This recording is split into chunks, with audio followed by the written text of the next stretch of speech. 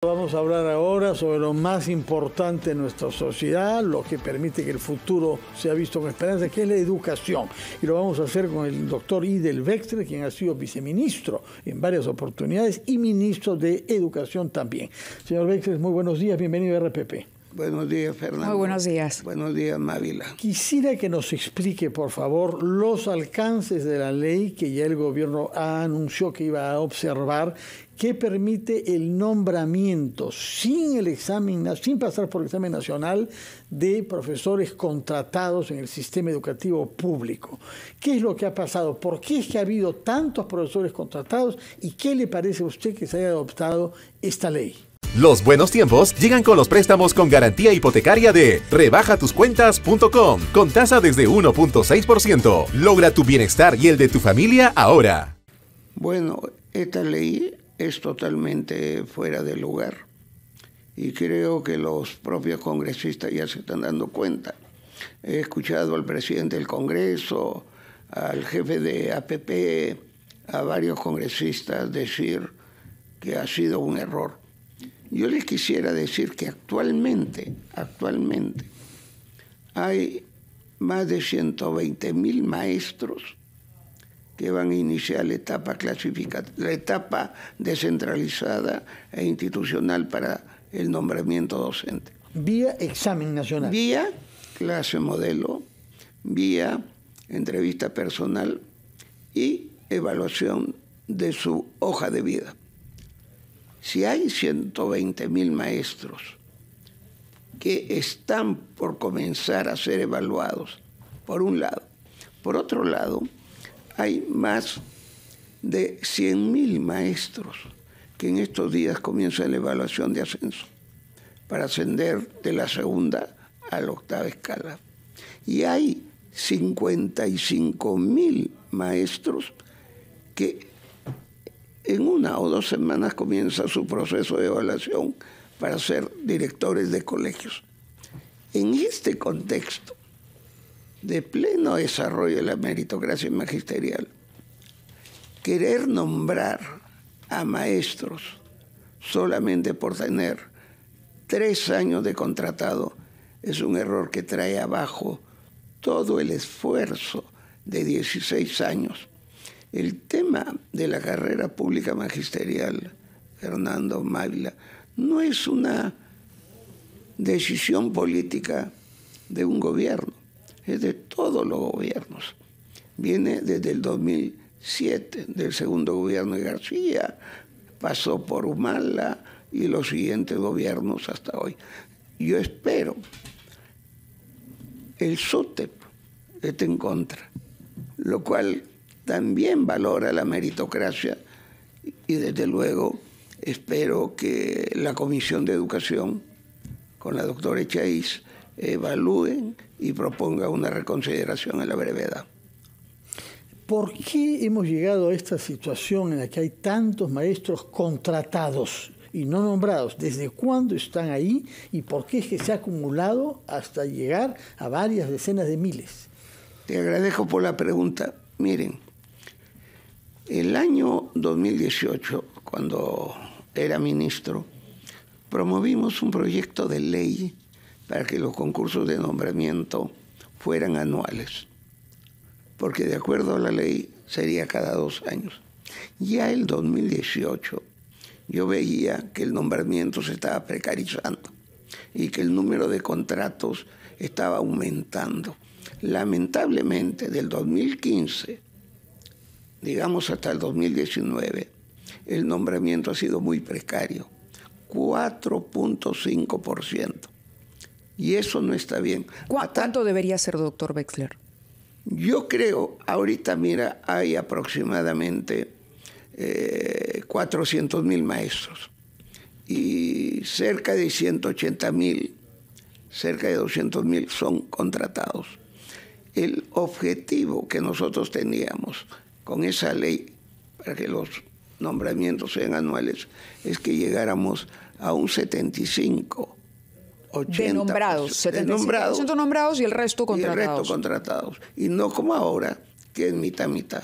Por eso es que aprovecho para insistir que el Ministerio de Educación proponga una ley para que los nombramientos sean anuales hasta el 2030, para que no haya la mitad de profesores fuera de la carrera y solamente la mitad dentro de la carrera. Dentro de su propuesta está una ley específica, entonces, para nombrar por concurso anual hasta 2030, es lo que nos ha dicho. El Ministerio de Economía y el Ministerio de Educación tendrían que aumentar, por lo tanto, el número de plazas. Eso es relativo, Mávila, porque el haber de la primera escala es el haber que tiene un profesor contratado. O sea, no es como antes, que un profesor contratado tenía una diferencia enorme con respecto al nombrado. Pero tiene que ver con beneficios, por lo tanto, claro, porque si no nos explica por qué los contratados quieren ser nombrados. Bueno, es que el nombramiento te da derecho a capacitación. A eso vamos. Te da derecho a postular al ascenso. Y me parece que es el punto que ha destacado el señor Otárola cuando dice que hay normas que estarían afectando la estabilidad fiscal. Me parece que va por ahí la objeción, por lo menos del señor Otárola. Más allá incluso del tema de la meritocracia, de cómo afectaría esto presupuestalmente al Estado. Yo le ruego que nos conteste, señor Wexler, después de una breve pausa, a las 9 en punto, en la hora de los titulares. El tema requiere que usted se exprese con cierto tiempo, así que si nos espera unos instantes podrá hacerlo después de la pausa. Vamos a la pausa con los titulares de la hora, Mávila.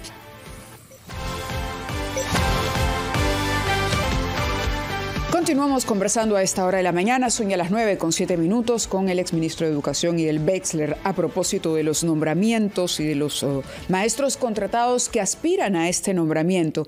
Y él hablaba de la posibilidad de ampliar las vacantes para esos nombramientos, porque considera que en algunos casos el Ministerio de Economía ha sido muy...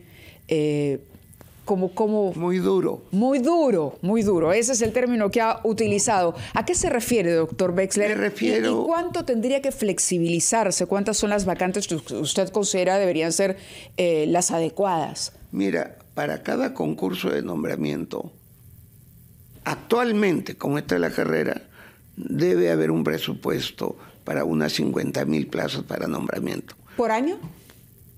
Por año, claro. Eso no quiere decir que se van a cubrir.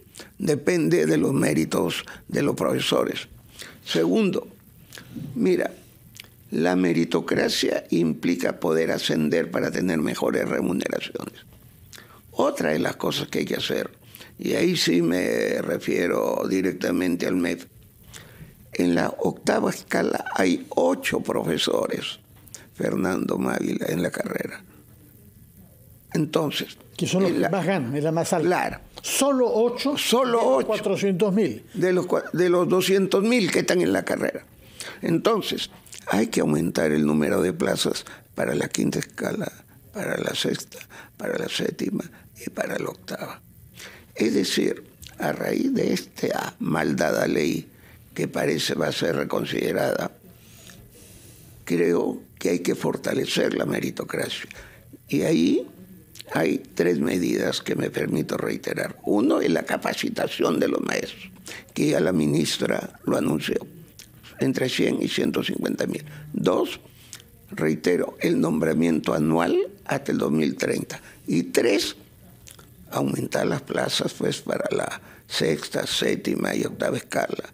Los maestros también tienen derecho, si tienen los méritos de poder llegar a la escala. Pero si, digamos, nos ponemos a ver los grados en el ejército, puede llegar solamente a capitán o a mayor. No, pues tienen que poder llegar a los que tengan las condiciones profesionales, un número prudente hasta generales de división, que es la octava escala.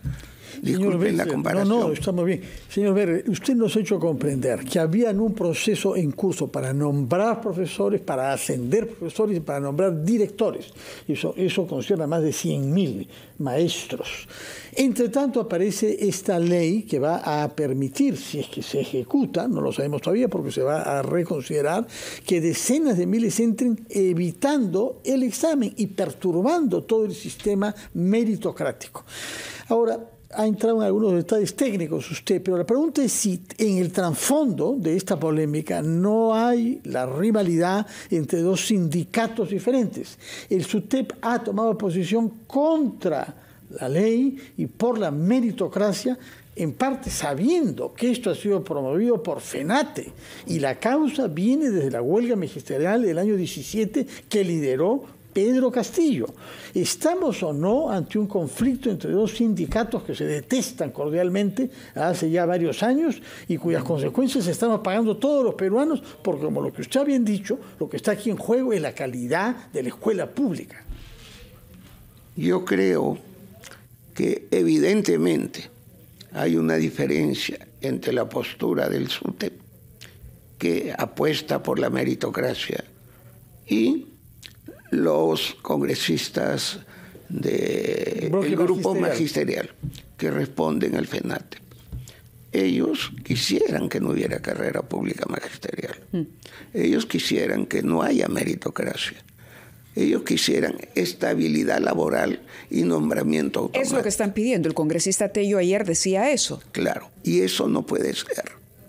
Porque una profesión que no tiene la posibilidad de tener evaluaciones, capacitaciones, aumento de sueldos en base a sus méritos, debilita la profesión docente. Yo he sido maestro 30 años y yo estuve con la ley anterior del profesorado. ¿Saben a qué nivel llegué? Al segundo nivel. Y todos los profesores en esa ley estábamos en el segundo nivel. Y no había nunca había evaluaciones, sí. No había meritocracia, no había nada. Y no había censos tampoco. Y no había censos.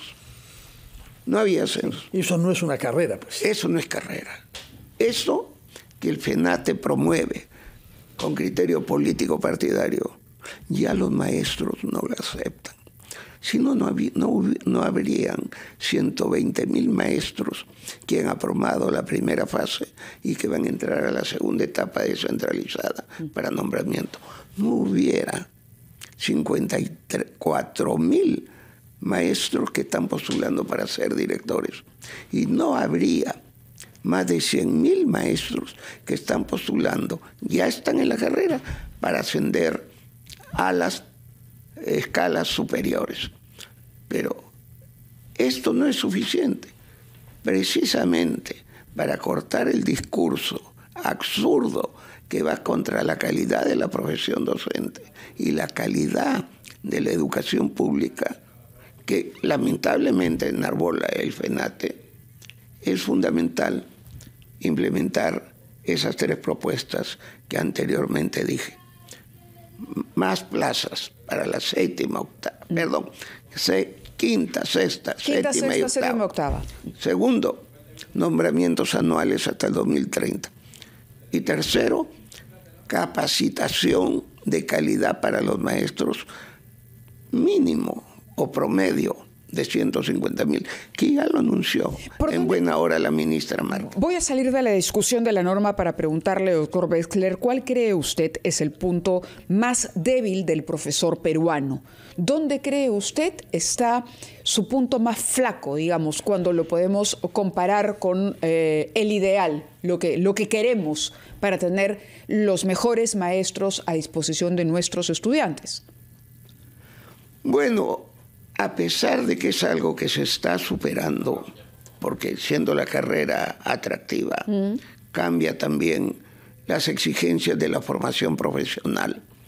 Yo creo que uno de los aspectos que hay que fortalecer también es la formación inicial del maestro. Que en los institutos y escuelas pedagógicas y en las facultades de educación se modernicen los perfiles y los currículos profesionales. Y lo mismo que las capacitaciones permitan darle mayor énfasis a la formación de la persona del maestro, que no se da.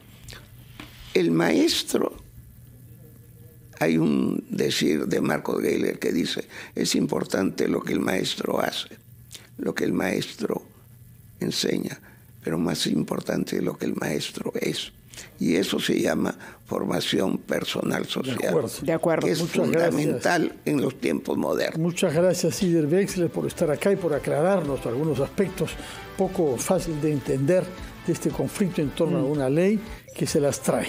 Muchas gracias y que tengan muy buen día usted, doctor. De igual manera para ustedes. Gracias, muy buenos días. 9:16, hacemos una pausa, continuamos en Ampliación de Noticias.